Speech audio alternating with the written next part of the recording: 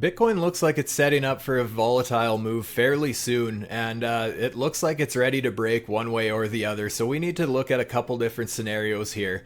You'll know that I was pointing out this potential ascending triangle, which is generally a bullish pattern. If we can get a proper breakout and retest that resistance as support, I think it would make a lot of sense that the price would start just carrying on higher, flipping resistance levels into support.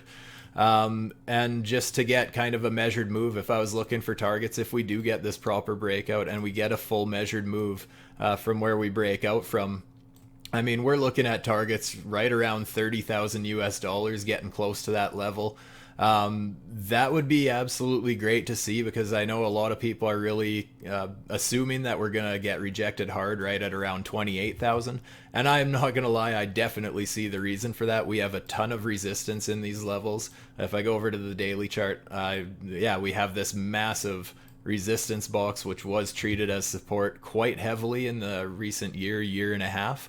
And not only that, but also this downward sloping resistance line. So obviously there is a lot of resistance up ahead, but that doesn't have to stop Bitcoin. If we start just creating these higher highs and just carrying on higher as we go here, turning resistance levels into support, getting bullish pattern breakouts, just pushing us past resistance levels and all that sort of stuff, guys, I think Bitcoin could really start growing some legs. We all know that this market goes way too fast at times. So I don't think it would be too crazy to see Bitcoin absolutely take off in the very near future here.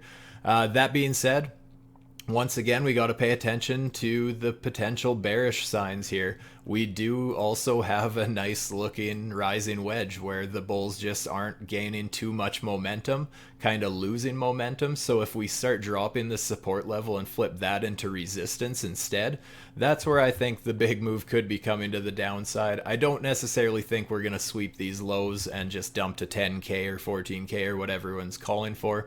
The good news is Bitcoin still does have some decent support below it, in my opinion anyways. I mean, if we do drop out of this yellow wedge here, I would like to see these lows here hold. If we end up dropping this box, I think it makes a lot of sense we drop towards that 21K region, and from there, if that support also doesn't hold, that's where I think we're starting to retest in this white box here, which is kind of retesting our lows as a bit of a double bottom. So that could get quite scary. I see the potential for, if we get back to those levels, the floodgates could open because panic could set into the market very quickly.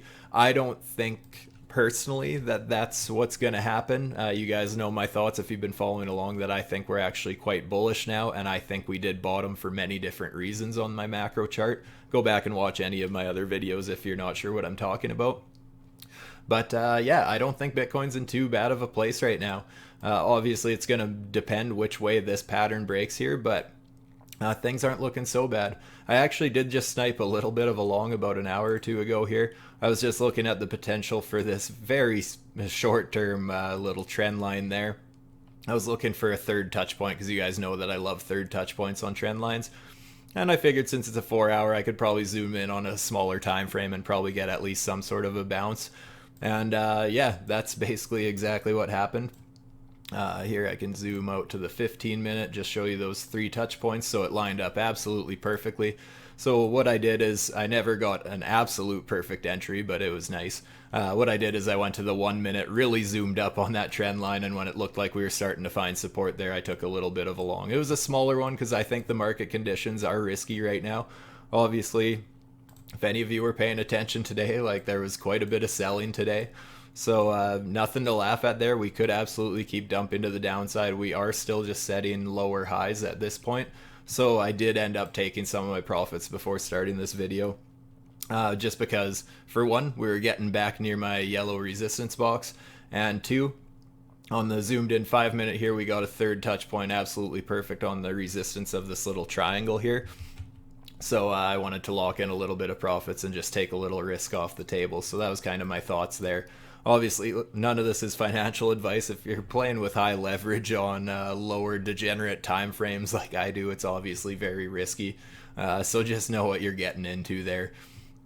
Obviously, when I'm playing these degen levels, I am taking profits very quickly and updating my stop loss just as quickly because it's very dangerous to be playing on these levels. On a bigger time frame here, yeah, once again, just pointing out that Bitcoin does have this old support from basically a year and a half ago or whatever. Um, yeah, this level has been strong support in the past, so it would make a lot of sense if we got a bit of a climb to the upside that there would be resistance there. And again, also this downward sloping trend line. Obviously, a third touch point wouldn't be out of the question there for a bit of a rejection. Loving how our weekly candles are closing right on that 200 week moving average. You guys know I've been watching that for the last several weeks, basically since we were testing it as resistance back here. So it's nice to see that we've now had 3 candle bodies close above this, and it's looking great. This is often a key sign that the price has bottomed. I mean, if we go way back, I mean, right at COVID, you can see that's kind of where we took off after COVID. After our actual bear market bottom, that's where it happened.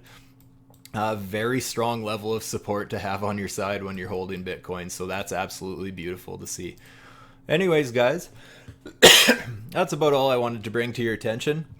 I just haven't made a video for a while. I've been pretty busy. I have a couple things going on right now, something I'm focusing on, and possibly big things coming to StewTube here, so stay tuned for that. But other than that, I'm out. Stay safe, my friends. Peace.